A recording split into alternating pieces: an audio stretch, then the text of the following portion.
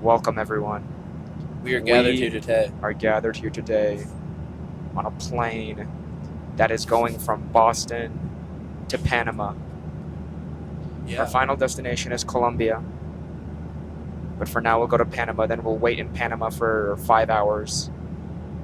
Then we'll fly I think it's just like an hour and a half to Colombia from there. It's not that bad. I forgot what episode this is. But we're back. I'm SehoPod, and this Dominic Landry. Dominic Landry. Welcome, Dominic. How are you doing? I'm pretty good. How are you? I'm good. We got our other friends over here. Hold on, let me show them real quick. We can More show like them. a vlog style So type. this is our friend Aiden right here. Aiden and Mati. Aiden is hiding right now. She won't show her face. This is our friend Davina.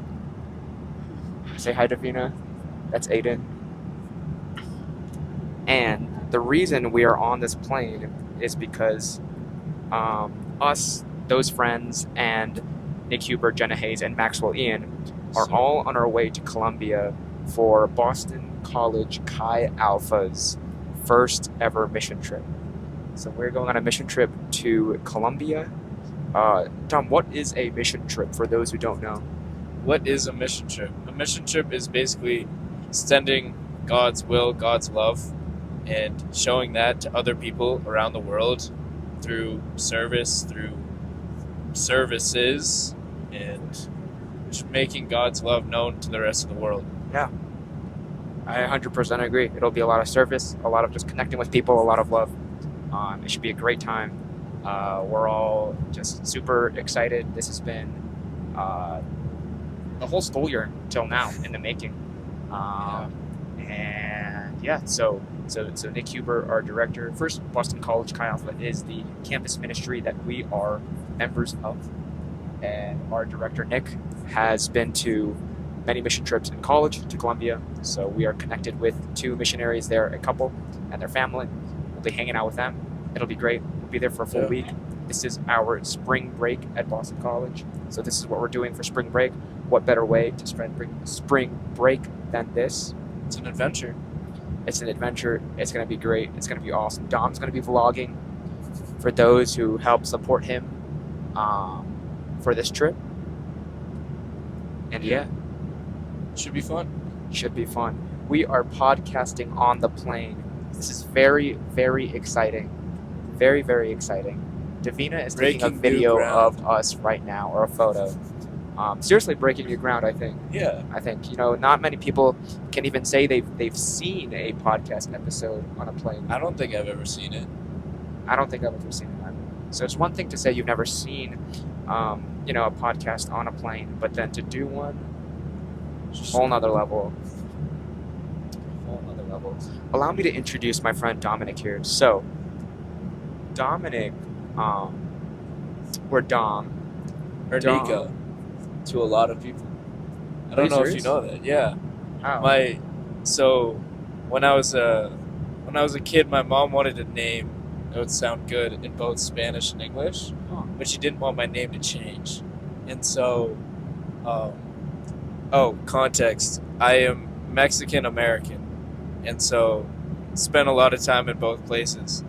And so Dominic in Spanish is Domingo. Yeah. But my mom didn't want me to get confused with that naming, and she always liked the name Nico. And so, growing up until 7th grade, I was Nico to everybody. Oh wow! And then I got to high school, and then everyone just started calling me Dom. My mom hates Dom, absolutely despises it. But I've gone by it because you're just what was there, kind of fallen in love with it, but. Dom and Nico are definitely the 2 most popular. So when did Doms start? So in high school there were 2 other Dominics who both went by Dom. And so then I got to school and everyone just started calling me Dom. Dang. And then I didn't really know what to do. I'm this insecure 7th grader getting called Dom by all the seniors, and Dang. I just took it. Dang. So you've only been Dom. This is your 5th year in your life being Dom? 7th. Because, high school for me was 6 years, basically. Okay. No, high school was not 6 years. but the school itself was 7 through 12. Okay. And so, yeah, it kind of grew on me there. I've started, I think Dom and Nico were two different people for a really long time. Huh. Nico is like the person who I became when I was with my childhood friends or at home. He was like comfortable. Dom was trying to figure out who he was in like a new place. Huh. And I think that separation was kind of good for a bit. Yeah.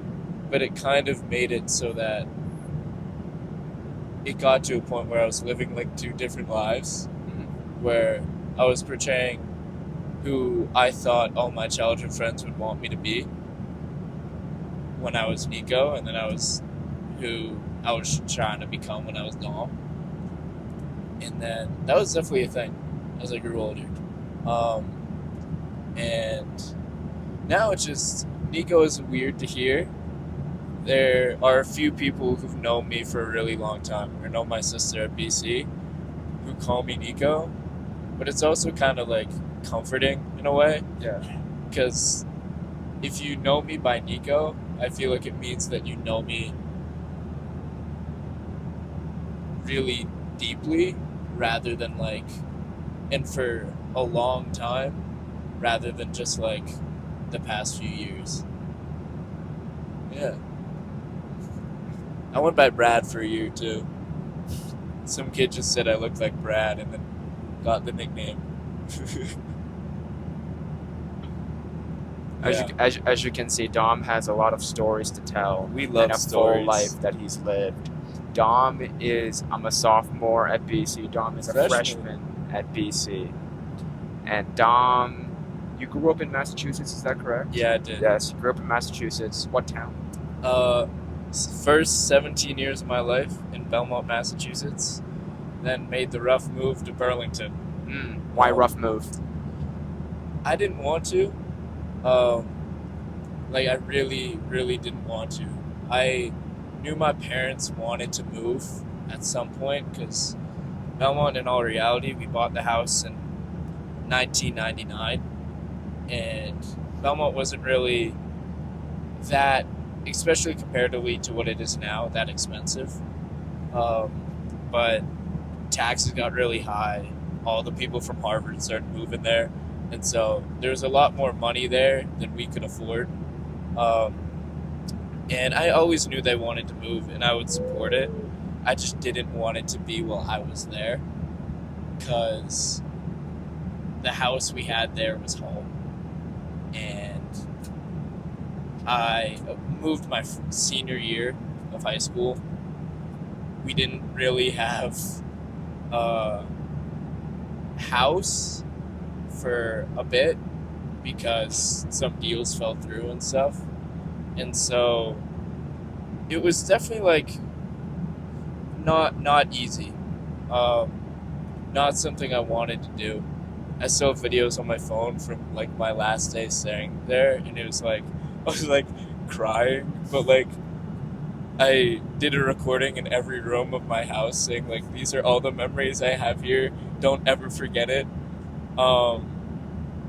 And so I guess leaving there was like, it was really hard. But it kind of showed me that especially showed me that, as cliche as it is, like, home is more about the people who are there than like where you are. And I've learned that more as I've gone to college. Like, I've kind of found a relative home at BC. I'm not gonna say it's perfect. Like, I'm a freshman in month 7, maybe less, but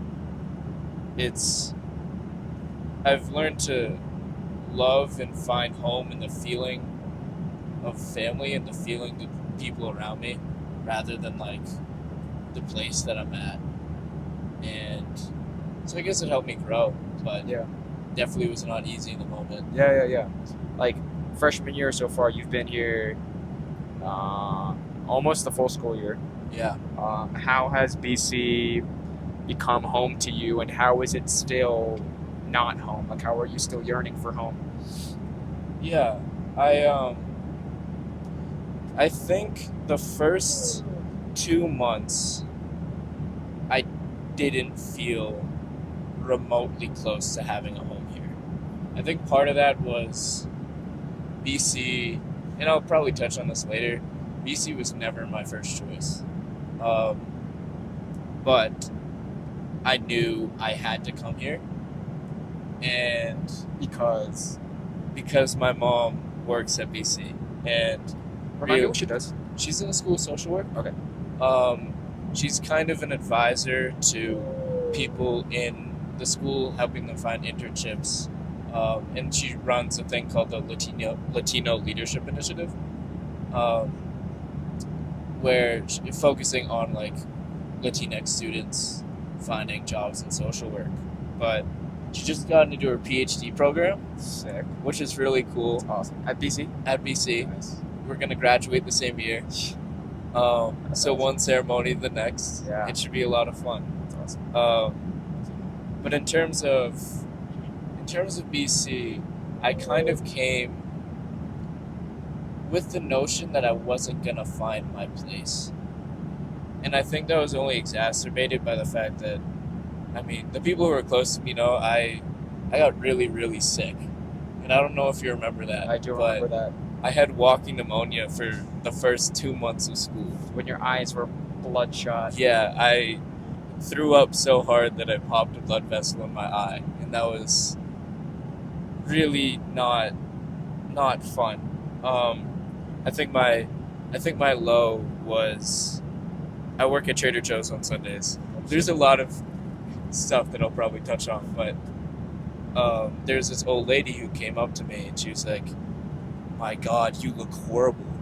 What's wrong with your eye?" And I had spent so long just trying to make everything work and not really portray that I was like going through a rough time. And it was when I kind of realized that there was no chance of me doing that I kind of broke down. My shift ended and I immediately called my sister and I just like broke down. And I was like, I don't know what I'm doing here. And I knew this was never the place for me. And I thought of transferring really, really early. I knew I really couldn't, but the thought was always there. And then I kind of started to realize that I had been trying to fit in to my portrayal of BC that I had kind of built over the years that my mom was there, which was BC begins and ends with the parties, with the very superficial things.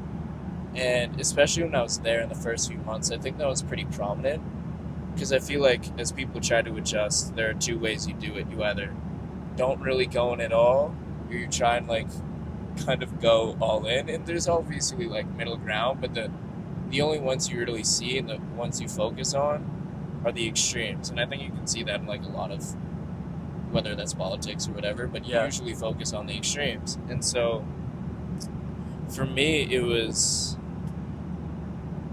really, really hard to define my own experience, because all I had of a BC experience was that portrayal in my mind. Sure.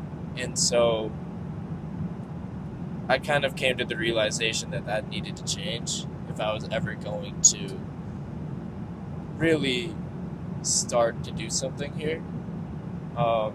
My turning point, I like to say, is I went to the beach on Halloween. I rode the train for 4 hours, made it to the beach, chilled out with some old people, watched the sunset, and then just walked around the town as like kids were going trick-or-treating. And that was one of the best days of my first semester. And it made me realize that no one has really any control over my experience except for me. And I can do what I want with that experience.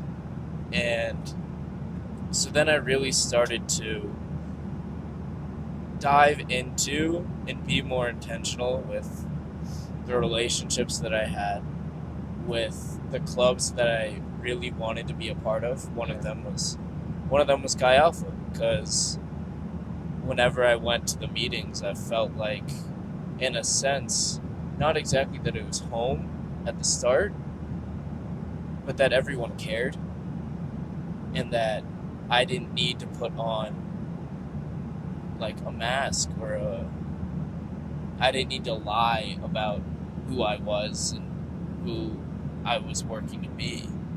And I found that in Chi Alpha, I found that in Started Shay, and I found that in a lot of people and individuals. And it's definitely been a struggle. Like, I'm someone who really likes and has a knack for distracting himself from his problems. I do that through like work, through any other thing, and I've been really busy. And I feel like there's a balance that I'm trying to find between all that I'm doing and really focusing on developing that sense of home that I've found in the places that I am, and not really spreading myself too thin. And so I guess it's an ongoing process, but I found home in people, and less so in the place, but in the people. And I think that's kind of been the experience of my first few months. Like, it's definitely not easy, and it's really hard to really trust home in people when you've only known them for such little time. But I guess it's all a risk, and there's not like a ton of certainty in that. But if you don't take risks and you don't step outside of what you think you need it to be, or what it's supposed to be, and you don't really make an effort to change that and to make it so that it's yours, I don't think you'll ever find it. And so I've been facing those risks, and I've been trying to find my home. And I don't know if that made any sense, because I talked for a bit and I low-key lost my train of thought. No, you're all good. I picked up on a couple of things I want to follow up on. First of all, thanks for that openness and vulnerability. I like where this conversation is heading. On that, in terms of taking risks, one of my friends, Marco Nader, he says, like, I always give people benefit of the doubt. Like, I am boys with you. Like, you are cool until you prove me like otherwise. You know? So, I think I take that same approach too, because yeah, it is true. It's kind of a scary place where, like, you know, being so new to people, and then also at the same time seeing your environment around you and everyone like acting like, or whether they are or not, like best friends already after just like immediately clicking. And I think for me, like, it really wasn't until the end of freshman year and start of sophomore year, and even now, where I'm building connections where I'm like, I more like have a certainty in my heart that these people are my people. But until then, like, the people were cool, people were awesome. I really had a love for them. I really vibe with them. Like, continue to develop and pour into that relationship. And I think that's how you ultimately create home. But you got to take those like little steps for sure. Couple things I want to touch on. First, you mentioned a lot about crying and breaking down. How, like, so you are a crier, you would say so? I don't try to be, but you are. But I am. Yes. How, like, when and how did that start, and what does that say about you? Yeah. I like to say I'm very open, but for a long time I was never vulnerable. I would talk about things, right? Like hard times that I had gone through, but it wasn't in the context of me trying to share a true part of who I was. It was more just like stating the facts of my life. Sure. I don't think I really learned vulnerability until I met my best friend in high school. And I think I learned that because he was first vulnerable with me. we had gone to the same school for 4 years, my middle high school, whatever you want to call it, and never really talked to each other. The only memory I have of him before my sophomore year is he would run around the soccer field in 7th grade just singing Dame tu cosita, and I found him so incredibly annoying. But sophomore year, I was really struggling with the idea of how much do I compromise to fit in, if that makes any sense. It was the first time I'd really been exposed to like alcohol and parties, and I had been before, but not to the same extent. Not to the extent that like everyone around me was getting drunk, and I was really struggling with that. And my best friend now, he sent me a letter randomly, no context, but it was this thing he had. It was a random letter of kindness, and he basically said that I don't know that much about you, but when you say hi to me in the morning, it makes my day that much brighter. And it was kind of from that I realized how being vulnerable and being open can really not only benefit you, but benefit so many other people around you. And so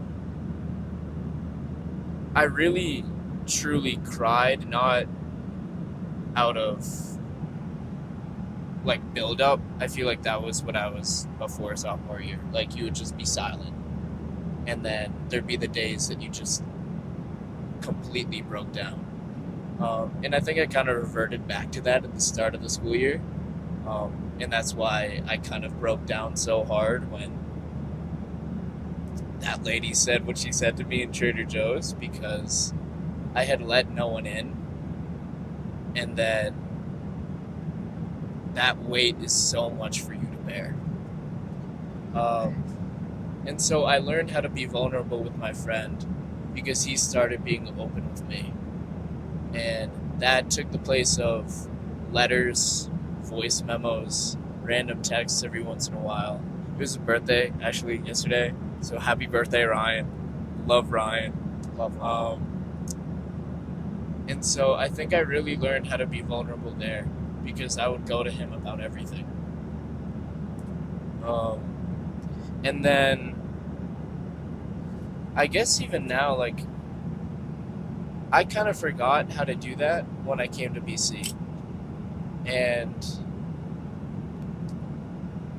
I think that culminated in me trying to push a lot of people away because I wasn't really sure how to let people in if they weren't Ryan, because I trusted Ryan with everything,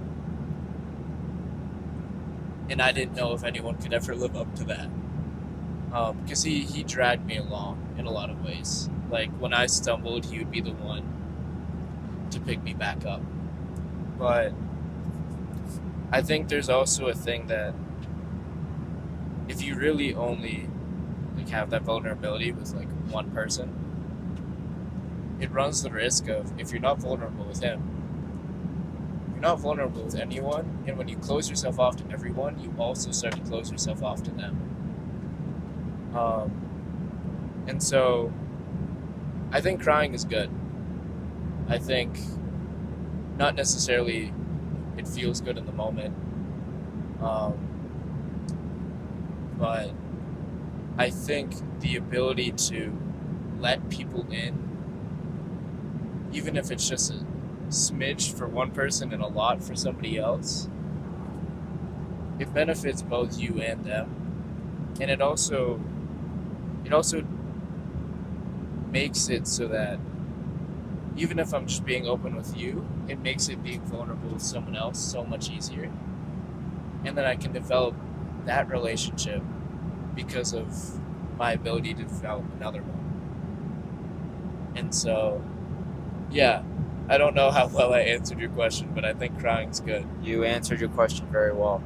Ryan, you're an inspiration. We You're an love awesome Ryan. best friend. He is stellar.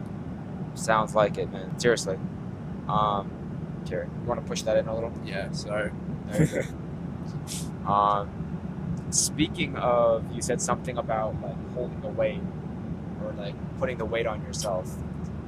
Another thing I wanted to follow up on is you coming to BC and like it being expected that you attend here, your mom works here. Obviously, there's benefits to that. But like, could you tell me about the familial and social pressure to come to BC and what that's been like so far actually being a student here? Yeah. So I've kind of realized the most pressure that was put on me was by myself. And I have this thing where I like to burden myself with a lot of problems that not everyone burdens me with. And I knew that my family kind of needed me to go to BC. And I think I kind of used that as an excuse to not necessarily dive into the BC culture or like dive into the good things about BC, but as an excuse to kind of separate myself from all of it. I think in terms of familial pressures, like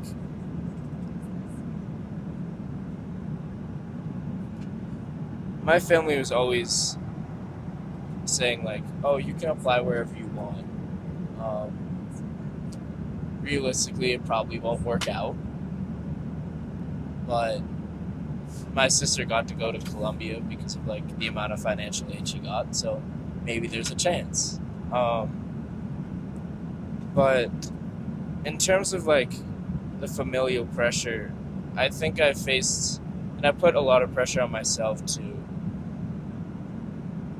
kind of make it worth like the amount that my mom has spent working here, or make it worth the opportunity that I have.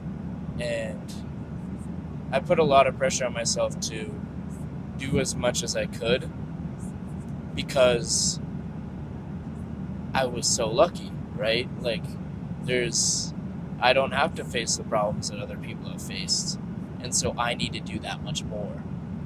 And I think that really hurt me my first semester, and I think it hurt me at the start of the second semester. I'm telling you a lot of things that I've realized in like the past week, and part of that was just through prayer. Part of that was through some friends being like, get your act together because we can tell you're kind of losing it. And so I guess like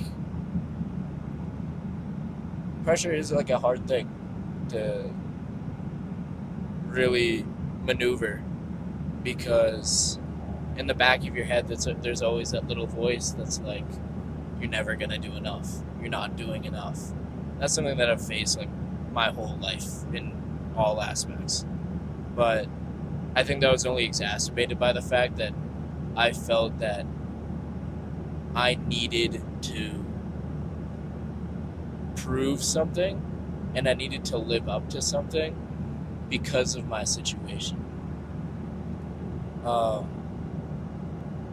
And yeah, so I guess that pressure has been really, really hard.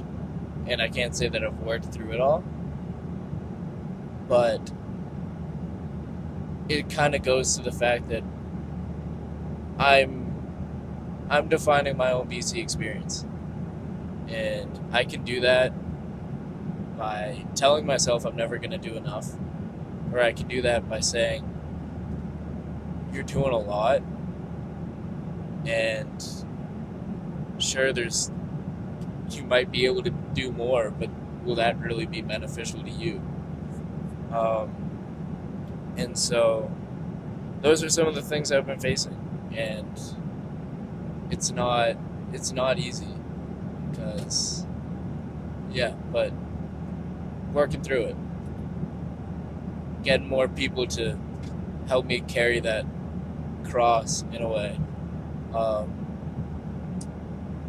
and relying more on God when I'm in those times where it just feels like there's nothing I can do, and it feels like I'll never do enough or be enough.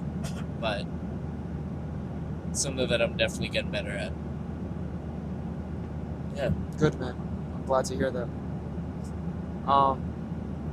You can't tell from this serene environment in the plane, but Dom is normally like super high energy, super optimistic, always wanting to have fun, always wanting to go on an adventure. I asked you the same question when we worked out that one time, but I'll ask the same question again. Yeah. Like, how are you so happy, high energy, adventurous, fun? Like, what makes you that way? So I think there's two answers, maybe three. A lot of it is not necessarily true to myself in any given moment, but I learned from a young age I'd been told from a young age that mood follows the action that you put out. And so, regardless of where I am mentally, I try to be as positive, high energy as I can be, because if I know that if I follow the mood that I'm in, and I just let myself live in that suck, in a way, what I'm gonna put out in the world and what I'm gonna get back is more of that suck. And so part of it is a commitment to always be like that. I think the second part of it is I know my own action has an impact on other people. And it's not necessarily an expectation of who I'm supposed to be, but I know that, and I know from experience that those people who always seem so happy to see you brighten your day. And I learned that from Ryan, because I was not going through a good thing when Ryan sent me that letter, but it made me realize how much of an impact what I had been doing had made on people I didn't even really know.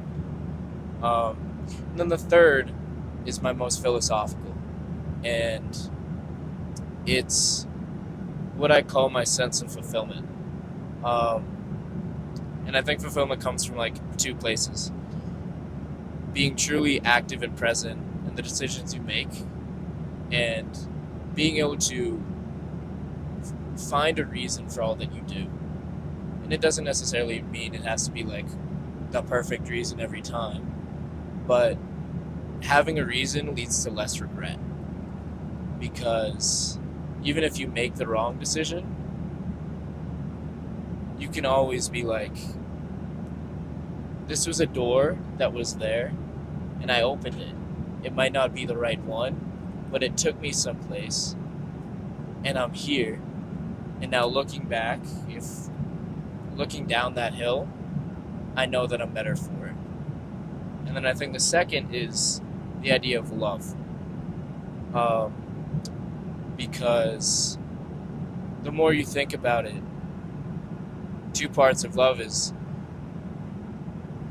in all of eternity, God knew that you were meant to be in this moment for some reason. And that makes you so incredibly special.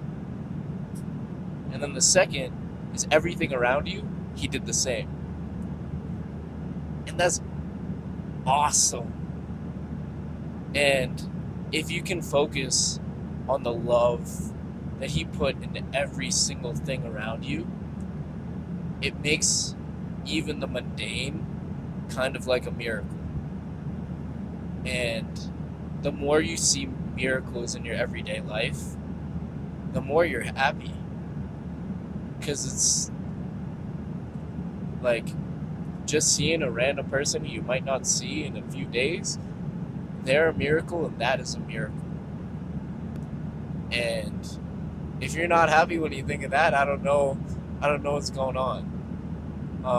And that's something that I've had to find, because like I've had histories with almost every like mental issue you could think of. But God really does work wonders. And just seeing that really, really does make an impact. Dang, bro. That was really profound. I mean that. I have a philosophy book. Hey, man. Seriously. That was... I needed to hear that. Thank you. Yeah, it's definitely something that I've been reflecting a lot on. With a miracle in the mundane, it's... the more you think about that, the easier it becomes. I feel like you're happy too a lot of the time, though. I am happy a lot of the time. That is true. Where do you find that?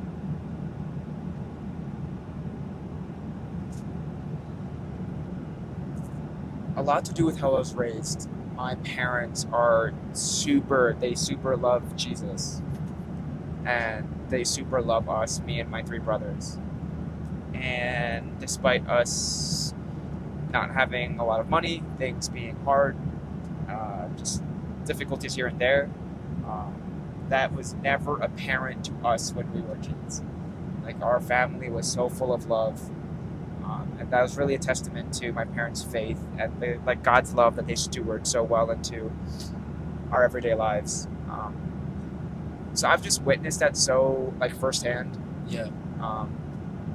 And yeah, I think a lot of what you said encapsulates what I think too. I think I just needed to hear it said in words.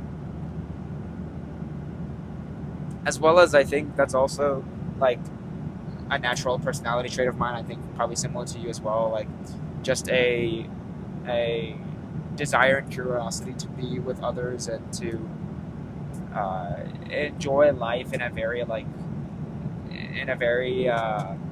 not like materialistic, but like tangible way, in ways that I can like really be filled and be adventurous and do things that excite me.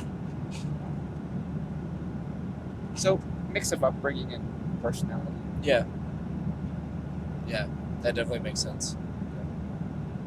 I will say, writing it down has helped me a lot. Yeah.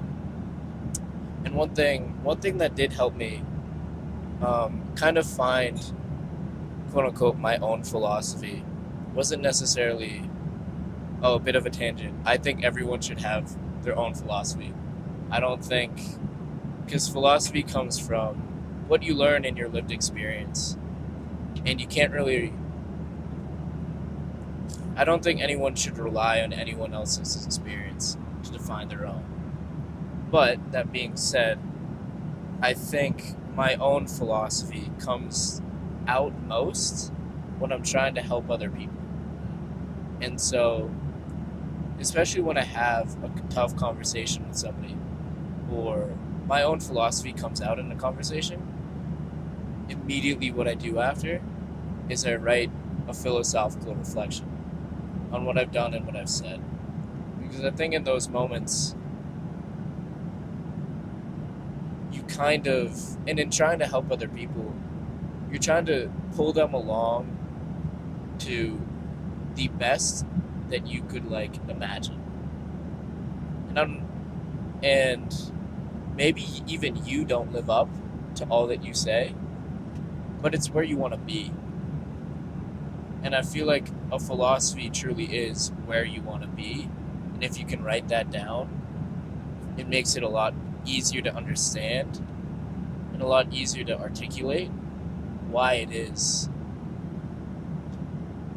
that these things are going on. Yeah.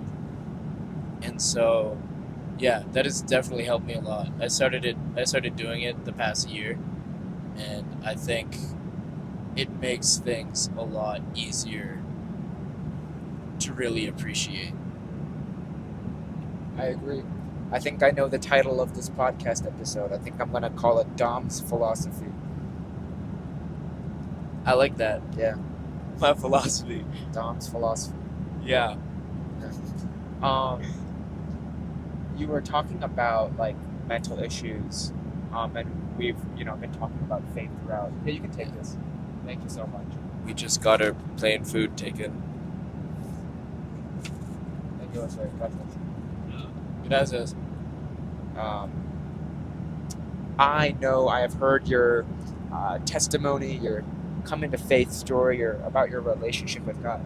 I kind of want to ask about it again.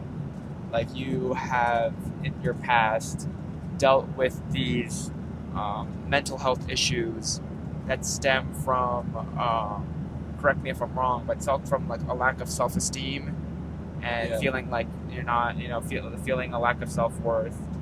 So tell me about that journey and how you now strive to find your worth in God. Yeah. See, even you don't know the whole story. I don't. I'm sure. I mean, if you told stories, you could go on all day. It gets pretty dark. I'm not gonna lie to you, but I've learned that I should try to share even the darkest parts. So that's what I'll try to do.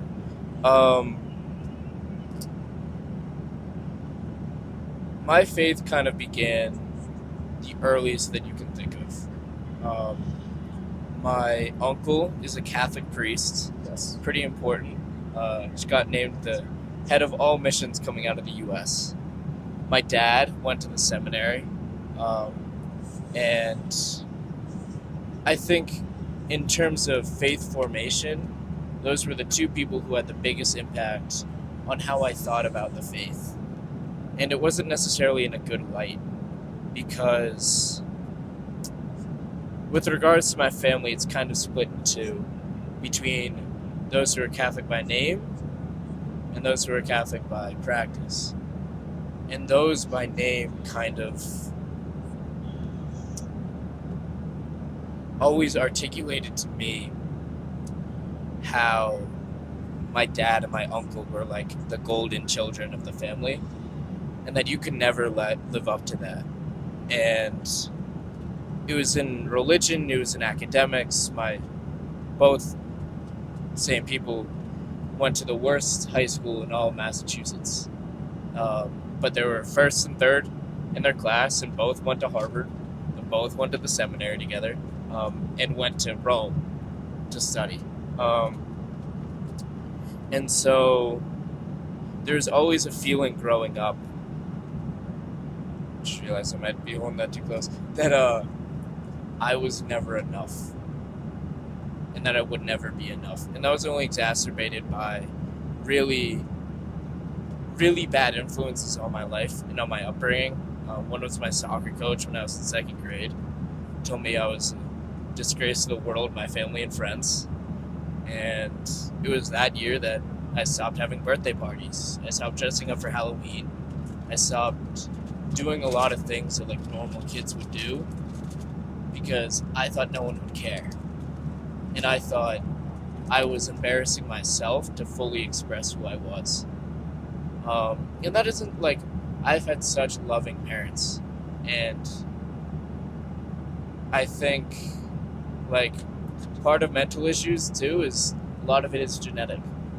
And I think all those bad experiences were only kind of exacerbated by the fact that my family has a knack for it.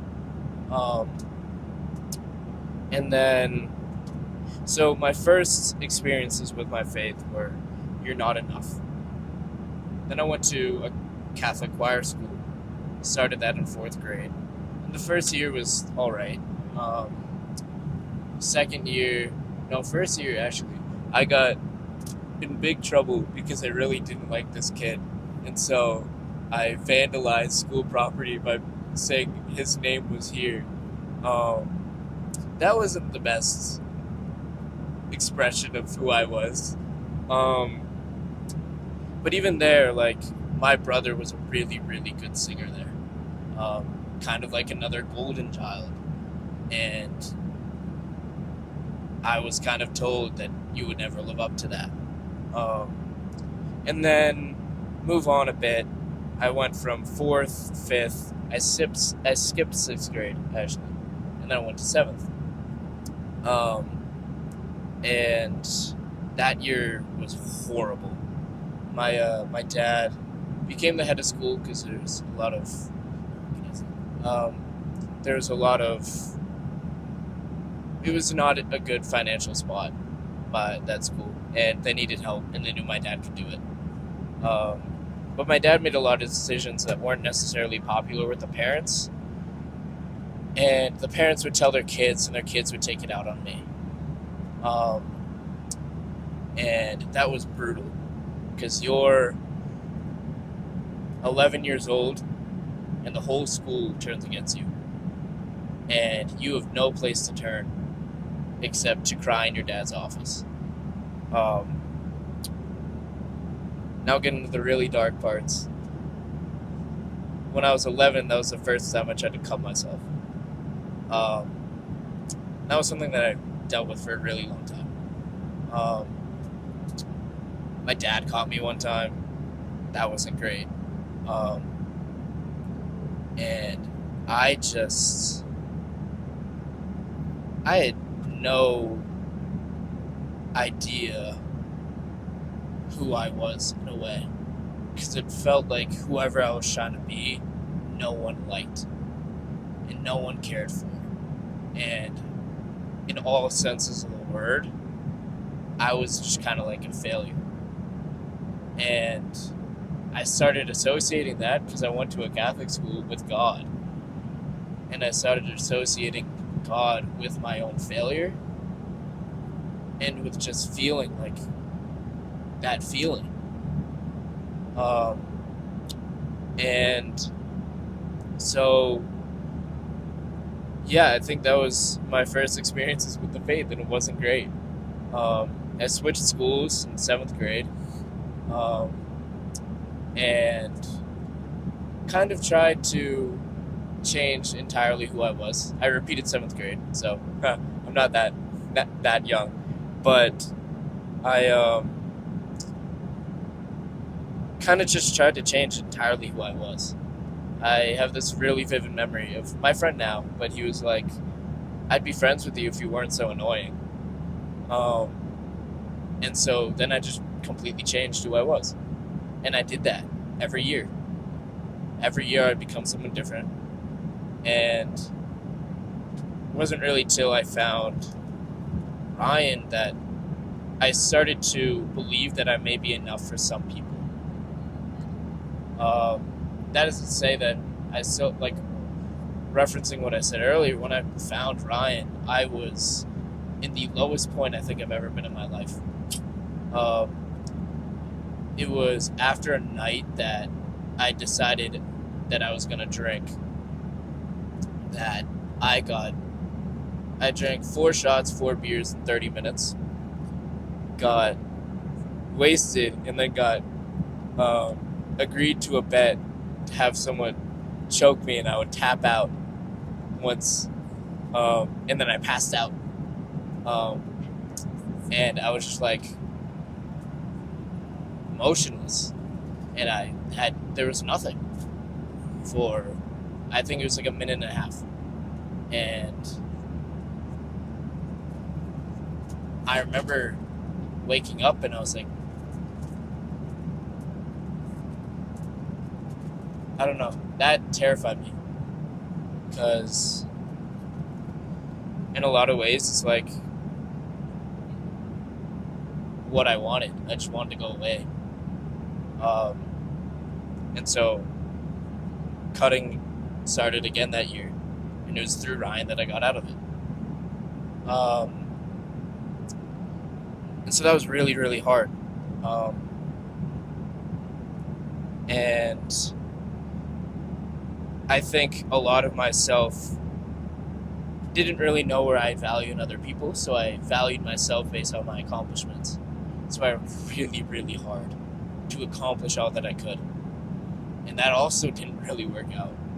I was told both my junior years on basketball and soccer that I would never start for the team, and I'd always be on the bench for the next 2 years. I was told that if in like my freshman year that if it wasn't COVID, I never would have made the JV basketball team.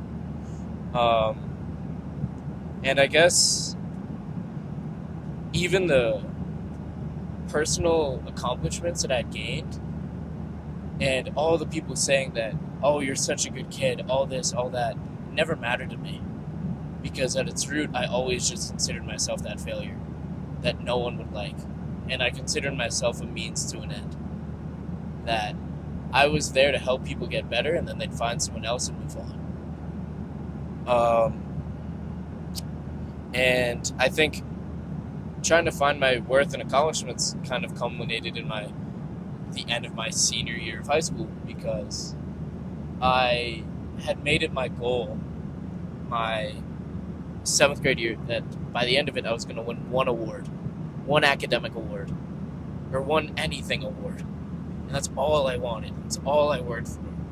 And then that graduation ceremony, Ryan got 6 awards. We did everything together. He got 6 awards and I got none. And that only emphasized that, yeah, you're just going to be the guy who's overlooked. You're just going to be the means to an end that makes people better, but you're never going to be better yourself. And I cycled into a really deep depression for like the next month after that. And that was in June. Like, this is not something that's like ancient history. Like, I still remember it like it was yesterday. And miraculously, though, that's kind of how I turned to God, because I was so helpless in every other point of my life that I had no one to turn to. And my sister was there, and my sister, she was always like the most adamant, like, I don't really think God is real, until she got to college. And she had a miracle there where my uncle became the chaplain at Colombia. And then through him and through her relationship with him, she became one of the most religious people that I know. And she was really just urging me, like, just pray on it, just pray on it, just pray on it. I'll help you pray on it. Pray the rosary with me. Do this, do that. And I made a prayer that if I'm doing anything right, just show me. Because I don't think I'll be able to keep moving if everything that I do just seems like a failure. And day after that, I found a bracelet on the road that said, "Be kind, your kindness is powerful." And that isn't that much, but it really, given the context of where I was and how I just wanted to be, that is kind of like, that was my motto for a really long time.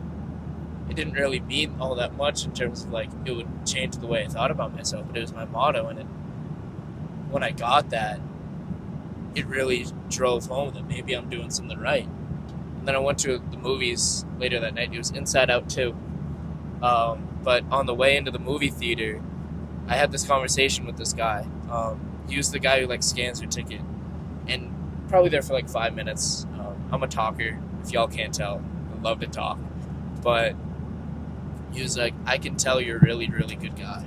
Just keep doing what you're doing. Things will work out. And that's kind of when I started to turn to God. And came to school, and I found Chi Alpha first day. I saw Jenna. She was making her poster, and I love to doodle, and I was like, hey, can I help you like make this poster? This poster was during freshman move-in. Chi Alpha, our staff, or one of our staff, Jenna Hayes, she was giving out hot dogs to freshmen by their dorms. And so she was making a sign saying, what, like free hot dogs? Free hot dogs. Yeah, so. And I drew a little hot dog man. But Chi Alpha kind of showed me that in that community that it isn't necessarily like what I'd always thought about my faith, in that community that kind of surrounded it, where I was just never going to be, I was never going to stand out. I was never going to be enough there. Chi Alpha kind of showed me that that's okay, that I'm okay being myself, and I fell in love with it.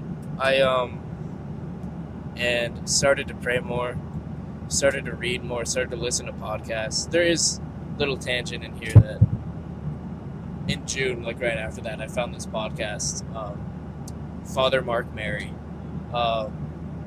and genuinely like one of my favorite people in the world. I met him in January. I went to a Catholic conference and he spoke there, and I just lost my mind. And I like, even though I'm a big crier, I don't try to cry in front of all those people because I feel like that gives off the wrong impression. But I started crying because I found him too, like right after that, and it gave me hope that things will get better. And though my relationship with God wasn't necessarily fully developed, I knew that he was there, and I knew that he cared because of that.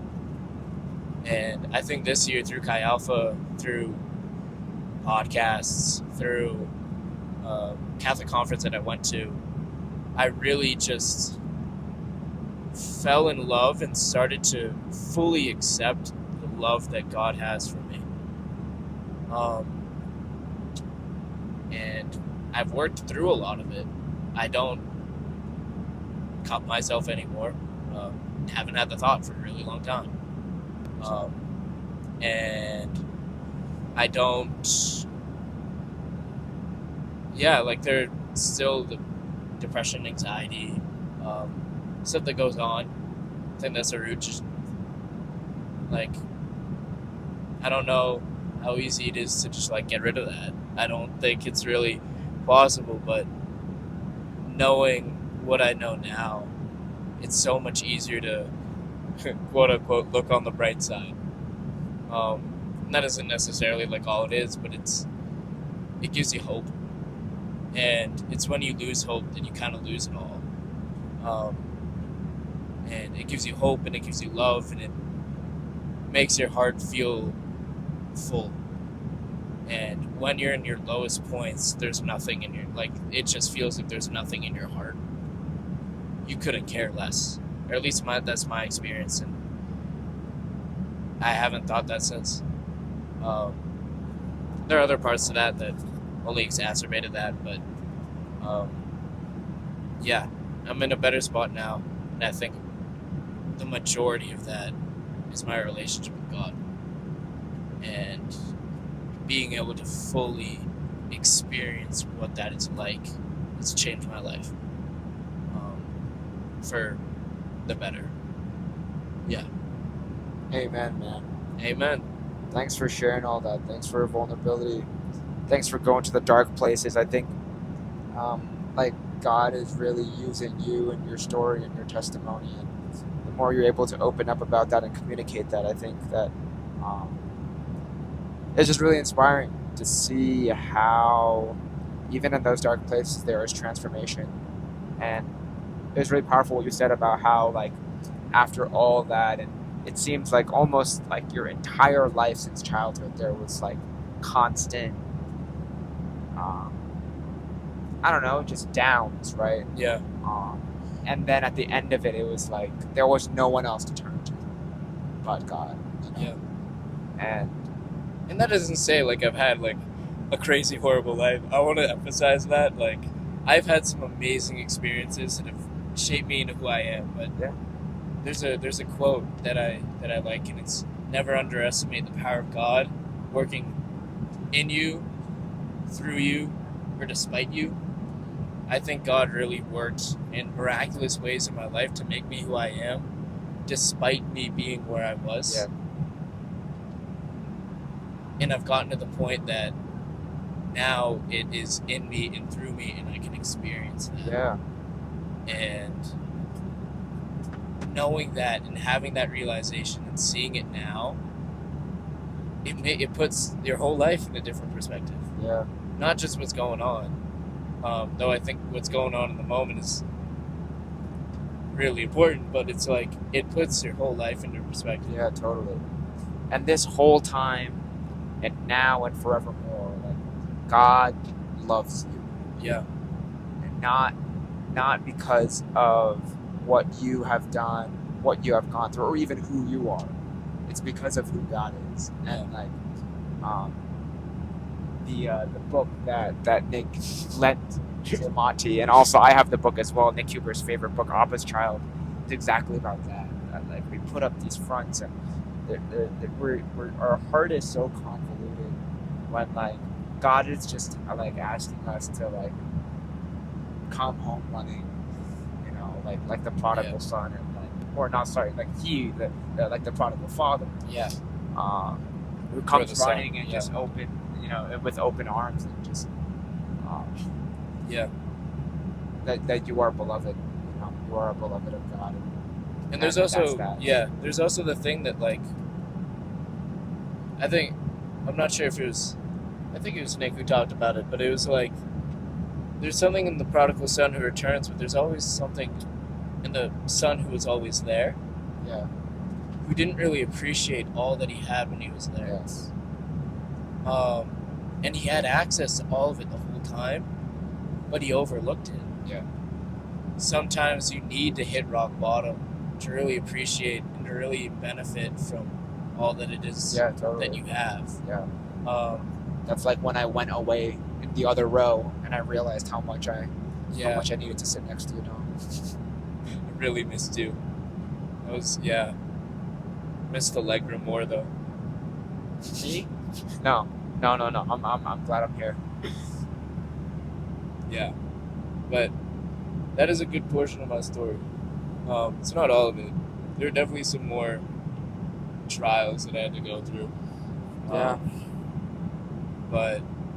And I think a big part of my life was trying to distract myself from all that I was feeling, and I did that through a variety of different ways that, regardless of how like healthy, quote unquote, they were, they still didn't help me. Like there was a day that it was same time, June, I was going through it, and I hadn't seen now my ex-girlfriend for a while, and then I got COVID, and she was about to go on a trip, so it meant like 2 more weeks where I wouldn't be able to see her, and I had lost my mind. And so I found a lot of like consolation in just driving, and so I drove to like the tip of New Hampshire and back, and that's all I did for the whole day. And it's not necessarily something like a horrible addiction, but it's also just a means to distract yourself from everything.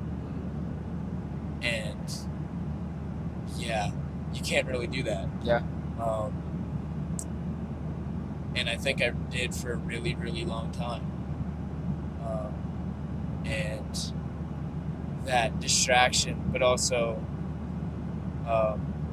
just trying to keep doing things and doing more things, also makes it so that you kind of lose who you are. And so, yeah, it all kind of stems from finding God's love in you and then loving that love in yourself. And that's what I've been finding. And I found it in a lot of other people here too. And I found that in Chi Alpha. Yeah. Yeah. Dom, why did you choose to go on this Colombia mission trip?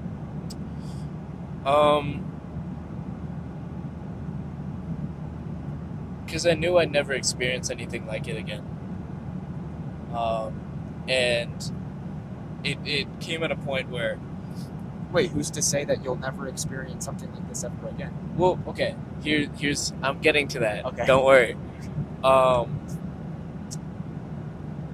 I think that it came at a point where it was being proposed that I was thinking a lot about doors. About what? Doors. Doors.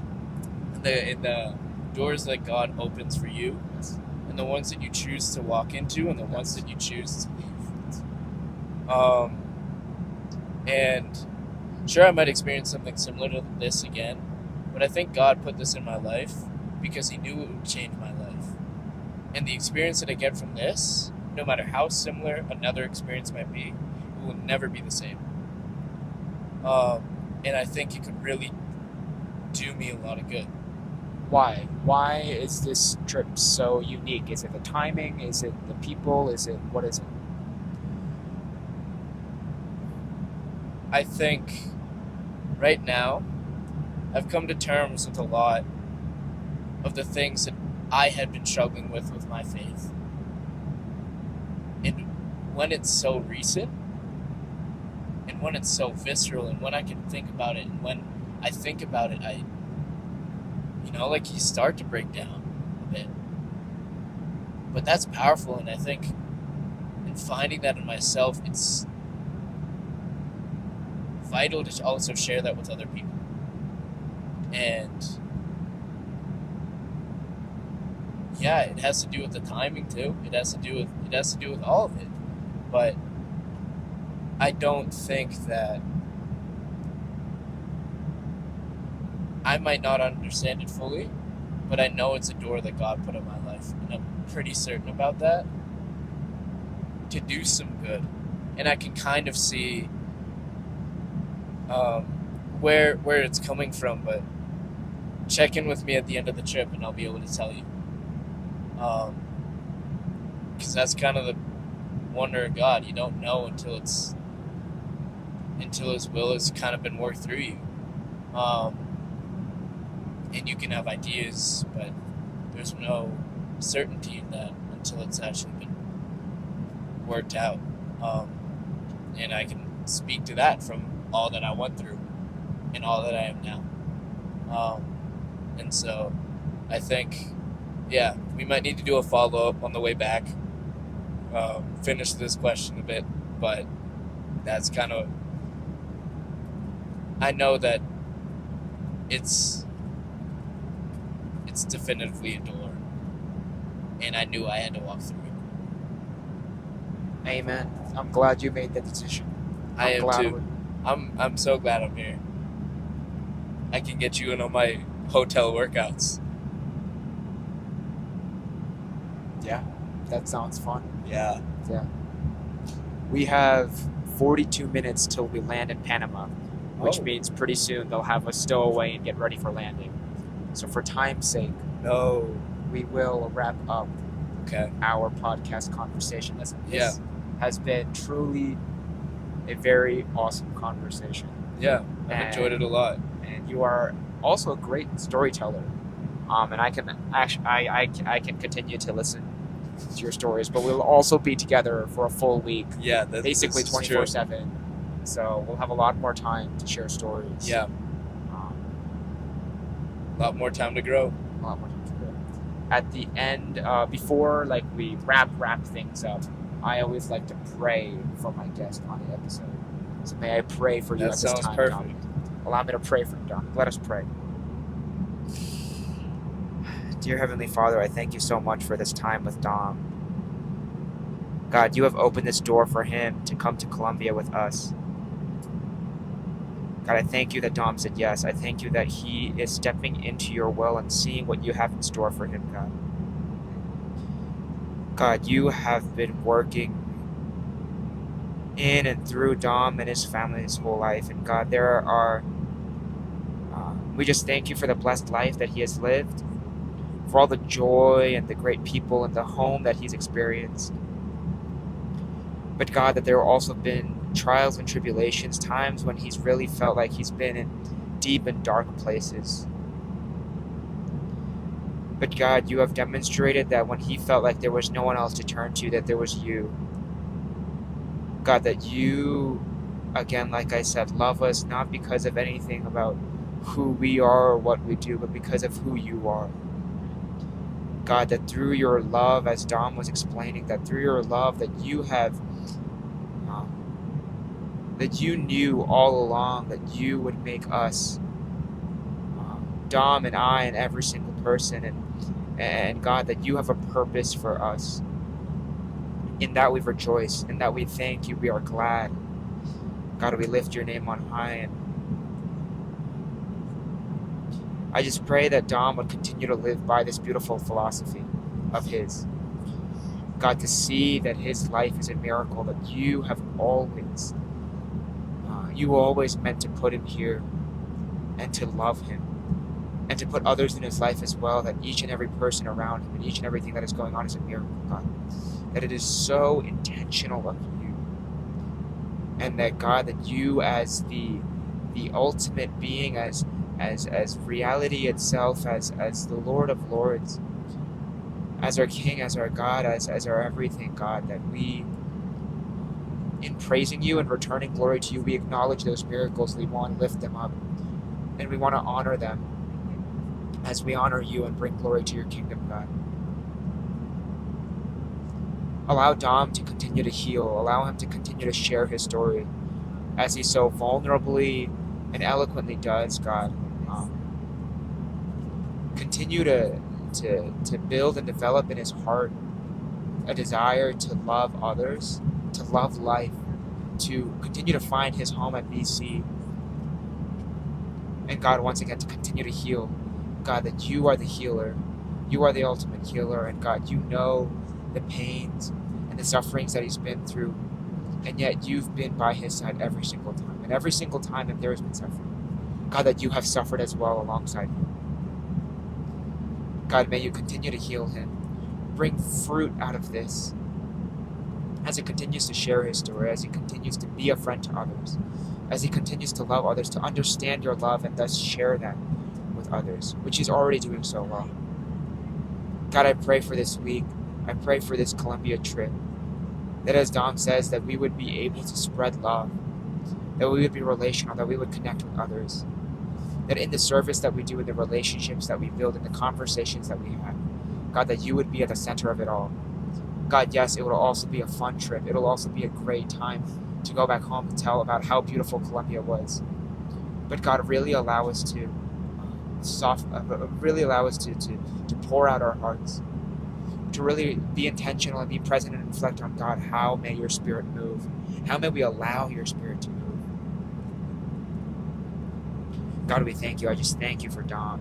I thank you for this conversation that we have and the conversations that we will have throughout this entire week. Yes, sir. And for the rest of our great friendship together. Lord, we thank you. We love you. In Jesus' name we pray. Amen. Thank you. Of course, bro. It's been an honor and a pleasure to be a part of your pod. We love the SehoPod. It's been an honor and a pleasure for myself. Any last words, questions, comments? If I know you on the other side of this, just want to say hi. Y'all are truly special. God's love is in you, and I love you for it. Yeah, that's what I have to say. And I want to say the same thing. If I know you, God loves you, I love you, and I appreciate you. What's the thing, like, and that's all I have to say about that? Forrest Gump? You know what I'm saying? That's the Bubba Gump. No. Yeah. Oh, Forrest Gump. I thought you were referring to the Truman Show. No. I don't think so. Okay. I don't know. I just know it's a thing. Okay. Yeah. Never watched the Truman Show, though. Both Forrest Gump and Truman Show, great movies. Okay. Both of them. Yeah. Must watches. What'd you say? Must watches. Yeah, must watches. Yeah. Okay. Both of them. And Rocky. I had a conversation with someone yesterday about how they had to watch Rocky. I've never watched Rocky. So you have to watch Rocky? I have to watch Rocky. Yeah, exactly. Sounds good. Yeah. Oh damn, we're pretty close. We're pretty close. That has been it for this installment of SehoPod. Thank you so much again, Dominic, Nico, Dom, for joining me. Thank you for having me. Yeah, of course. We'll have a wonderful time in Colombia. Lots of pictures to be taken, lots of memories to be had, lots of laughs to be laughed, lots of maybe tears to be cried. Maybe a few. Perchance. We have 35 minutes till we land in Panama. Then we wait for another 5 hours, and then we'll be off to Colombia. And the Brett said it might be less because their plane got delayed like an hour. Oh, yeah, you're right. Oh. Only 4. Yes, we'll be there like 3.5, 4 hours. You're right. Good call. Sweet. Yeah. Alright. It's been real. It's Love been you all. sweet. Love you all as well. And we'll see you guys next time. Peace.